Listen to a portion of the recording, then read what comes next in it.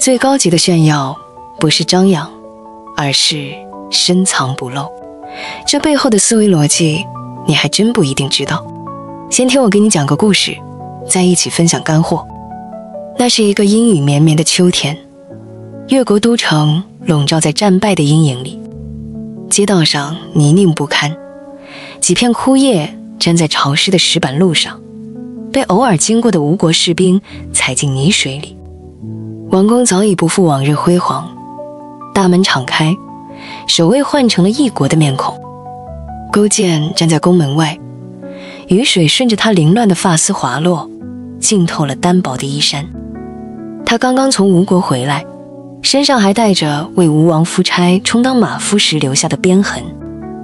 3年了，每一天都像行走在刀尖上。他記得離開吳國那天，夫差坐在高台上，輕蔑地揮了揮手，像打發一條喪家之犬。勾踐低頭行禮，嘴角卻勾起一絲無人察覺的詭笑。他知道，遊戲才剛剛開始。回到越國，勾踐沒有立即召集舊部，也沒有急着整頓軍備。他搬出了豪華的宮殿，住進一間簡陋的茅屋。茅屋四面透風，冬天冷得像冰窖，夏天熱得像蒸籠。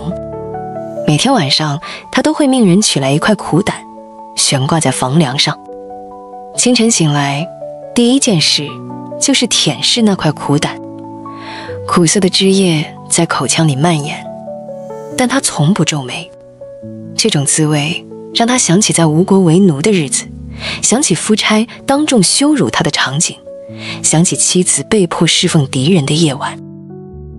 這些撕心裂肺的痛遠遠超過膽汁的苦澀，但他把這一切都埋藏在最深的心底。白天，勾踐和農民一起下田耕作，他赤腳踩在泥水裡，彎腰插秧，動作生疏卻認真。汗水混着雨水從額角滴落，旁邊的老農偷偷搖頭，低聲嘆息：大王何苦如此？勾踐聽見了，卻只是直起腰，望向遠方的山巒。那裡有他秘密訓練的軍隊，有他暗中儲備的糧草，有他精心培養的死士，但他從不對人提起這些。在朝堂上，他也不再像從前那樣慷慨激昂地發表政見。大臣們議事時，他大多沉默地坐着，手指輕輕敲擊桌面，目光掠過每個人的臉。有人建議立刻出兵復仇，他搖頭；有人提議向吳國進貢珍寶以求平安，他還是搖頭。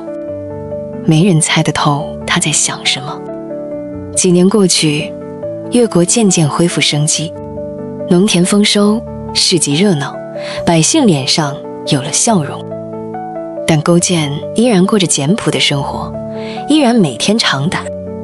吳國的探子不時來訪，回去稟報說越王沉迷農耕，不思進取。夫差聽了大笑，更加放心地享樂，修建姑蘇台，廣納美女，日夜宴飲。勾踐得知消息，只是輕輕擦拭着手中的青銅劍，劍身映出他滄桑的面容，眼神卻銳利如初。時機終於來了，夫差率領精銳部隊北上，與諸侯會盟。國內空虛，勾踐站在點將台上，身後是沉默如山的越國軍隊。沒有戰前動員，沒有豪言壯語，他只是舉起劍，指向吳國的方向。他們等待這一天太久了。越軍勢如破竹，直逼吳國都城。夫差倉促回援，卻為時已晚。姑蘇台下，曾經的征服者成了階下囚。勾踐站在他面前，依舊沉默。夫差嘶吼着質問：你偽裝了這麼多年，就為了今天？勾踐沒有回答。這一刻，他藏了10年的鋒芒，終於徹底展露。最鋒利的刀，往往藏在最樸素的刀鞘裡。這個社會的遊戲規則，表面越平靜，內裡越鋒芒。懂得藏氣於身，待時而動，才能成為最後的贏家。你想逆襲人生，想從青銅到王者，就要懂得逆襲5藏術，這才是更高級的生存策略。第一藏，藏社交媒體。你的人設展示廳不是情緒垃圾桶，你的社交媒體是你的個人品牌形象店。但很多人硬是把它開成了情緒垃圾轉運站和虛榮心批發市場，結果就是你展示的越多，暴露的弱點就越多，引來的不是羨慕，是嫉妒和閒言碎語。我同學項目獎金發了5萬，按捺不住愉悅的心情，於是發個朋友圈，努力終有回報，獎勵自己1塊表，配圖方向盤上的豪車 logo 加手表特寫。結果同事心裡嘀咕，不就運氣好，嘚瑟什麼？領導心想，看來給他任務還是輕了。親戚跑來借錢，你現在混這麼好，幫幫你弟怎麼了？一次曬幸福，精準引爆了同事的嫉妒，領導的關注，親戚的勒索。這哪是分享快樂，這就是在給自己埋雷。最近他還失戀了，連發10幾條 emo 小作文，從再也不相信愛情了到男人沒一個好東西，配上深夜流淚自拍。短期看可能收穫幾個點讚和安慰，但長期呢，他在別人心裡的標籤就從靠譜青年變成了情緒不穩定的怨婦。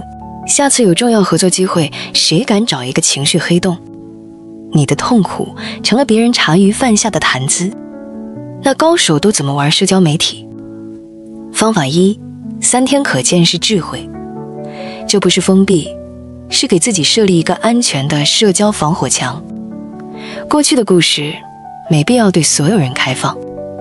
方法2，輸出價值而非情緒。偶爾分享一本好書的心得，一個行業洞察，一次有收穫的學習經歷，這種內容立的是積極、上進、有思想的人設。方法3，關鍵時刻亮出肌肉。比如你默默努力3年，考下了含金量極高的證書，發一條3年終於沒白熬，配圖、證書和一堆寫滿的筆記。這一下所有人都會對你肅然起敬，因為你展示的不是結果，而是背後的堅韌。記住，幸福不必曬，曬多了會蒸發；痛苦更不必訴，訴多了會貶值。藏好你的社交媒體，就是守護你的能量場和社交安全區。第2藏，藏言語。深水無聲，貴人寡語。人的禍患十有八九從口出，話多不等於厲害，話少不等於無能。深水無聲，貴人寡語。你的價值不需要靠滔滔不絕來證明。想象一個公司內部會議的場景，話多的小張，領導剛提個想法，他立刻搶話。領導英明，我覺得我們可以這樣或那樣，巴拉巴拉，一頓輸出，看似積極，實則把團隊的思考空間全堵死了。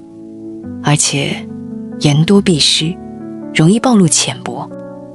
再看藏言的老王，他全程認真傾聽，記錄要點。等大家都說得差不多了，領導問老王你怎麼看？他言簡意賅，只提3點關鍵建議，邏輯清晰，直擊要害。一句話頂小張100句，瞬間高下立判，誰更可靠，誰更有分量，一目了然。想知道怎麼藏言？記住3少1多的原則。1，少評人，不輕易評價他人長短，尤其是在背後。你永遠不知道你說的話會以何種方式傳到當事人耳朵裡。2，少炫耀，你的本事是用來做事的，不是用來嘴上吹噓的。炫耀的本質是內心虛弱，需要外界認可的表現。3，少吐露隱私，你的底牌，你的軟肋，你的家事，不要逢人便講，這不是虛偽，是自我保護。4. 多傾聽。傾聽是對他人的尊重，更是為自己收集信息。慎言才能避禍，才能養住你的精氣神。當你的實力配不上你的表達欲時，閉嘴就是最好的修行。第3層，藏情緒。你的脾氣是最大的軟肋。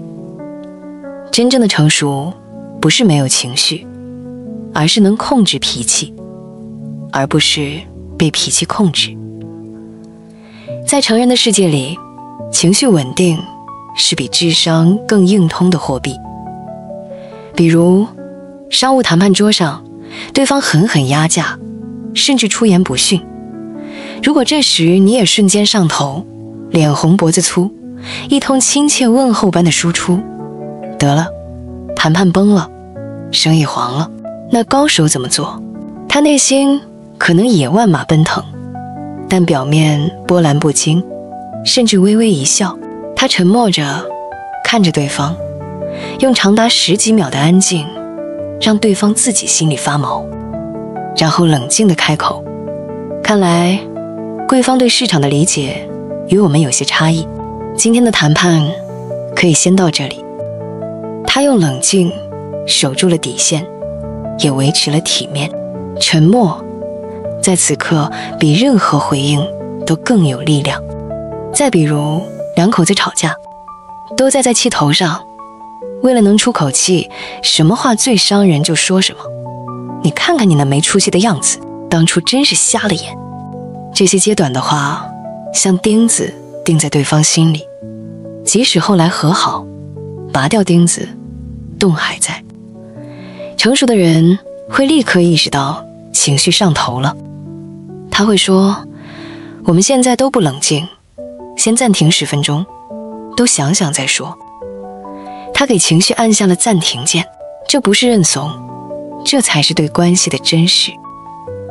在憤怒時賭別人的善意，你10賭9輸。控制情緒並不是勸你做一個合格的軟柿子，任人宰割。但如果脾氣變成你成功的絆腳石，傷害至親的元兇的話，就該在感覺心跳加速，怒火衝到頭頂的時候，洗把臉，深呼吸，在心裡默數10秒。這10秒能救你的事業，也能救你的愛情。別在衝動時揭別人的短，也別在憤怒時賭別人的善意。藏得住情緒的人，才握得住人生的主動權。第4層，藏本事。不鳴則已，一鳴驚人。低調不是無能，而是為了厚積薄發。平時你可以淡，可以靜，可以看起來普普通通，但到了關鍵時刻，你必須能亮劍，而且一劍封喉。比如公司有個無人能解決的技術難題，開會時大家都束手無策。平時默默無聞，甚至被有些人覺得內向好欺負的實習生，此時平靜地開口，要不讓我試試看吧。他走到白板前，邏輯清晰，步驟明確地講解了解決方案，一舉攻克難題。從此所有人都改變了看他的眼神，領導視他為寶藏員工，同事對他心服口服。他之前所有的藏，都是為了這一刻的路。他用自己的行動宣告，內向可以，但怯懦不行。藏鋒不是慫，是蓄勢。心理學有個蘑菇定律，在成長為參天大樹之前，像蘑菇一樣，在陰暗的角落默默吸收養分，瘋狂生長，不在意沒人關注，把所有精力都用於扎根，等根系足夠發達，破土而出，迎接陽光是自然而然的事。第5層，藏心。安頓好自己，才能對抗全世界。這是5藏的終極心法，是前面所有藏的內核動力。藏心就是建立起一個穩定自足的精神世界。簡單說就是，你的事兒關我屁事，我的事關你屁事，不再被任何人的期待牽着鼻子走。多少人活在別人寫好的劇本裡，爸媽說考公務員穩定，你就放棄了創業夢；朋友說你的愛好能當飯吃嗎？你就收起了畫筆；看到別人曬奢侈品，你就陷入焦慮，自己啥時候能買得起？你的內心永遠會被外界的噪音所攪動。所以要改變你的評價體系，從讓別人評價切換到自我評價，不再關心別人會怎麼看我，而是專注我對自己滿意嗎？當你內心足夠強大，外界對你的品頭論足就只是背景音而已。以上就是本期視頻的全部內容，看懂點讚，希望能幫助你變成一個深不可測的潛力股，在沉默裡積蓄力量，在低調中醞釀鋒芒。就像再普通不過的水，利萬物而不爭，但水滴石穿，亦能匯聚成海。歡迎訂閱，更多分享，下期再見。